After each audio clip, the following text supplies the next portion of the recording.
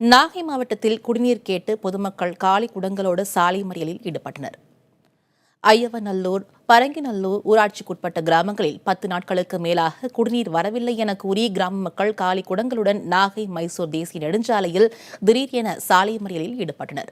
குடிநீர் கிடைக்காமல் சுகாதாரமற்ற நீரை பருகுவதால் உடல்நிலை பாதிக்கப்படுவதாகவும் மக்கள் குற்றம் சாட்டினர். இந்த திடீர் மறியலின் காரணமாக நாகை மைசூர் தேசிய நெடுஞ்சாலையில் சுமார் 1 மணி நேரம் போக்குவரத்து பாதிக்கப்பட்டது. இதையடுத்து சம்பவ இடத்திற்கு விரைந்து வந்த போலீசார் மற்றும் வருவாய்த்துறை அலுவலர்கள் குடிநீர் கிடைக்க உடனடியாக வழிவகை செய்யப்படும் என வாக்குறுதி அளித்தனர்.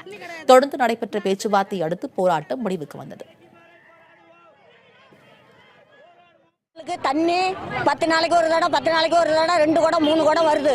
நாங்க தண்ணி தூக்கி மஞ்ச கொள்ளையில தான் நாங்க உயிர் வாழ்ந்துகிட்டு இருக்கிறோம். எங்க ஊரு பிரசிடண்ட் இந்த தண்ணியை பத்தி எதுவுமே பேசுறது இல்ல.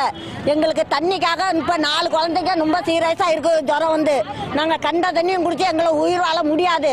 எங்களுக்கு நல்ல தண்ணி கிடைக்கு வர நாங்க போராடுவோம். இந்த பரங்கி ஊர்ல விவசாயமே கிடையாது. குடி தண்ணி மஞ்சாயா இருக்குது.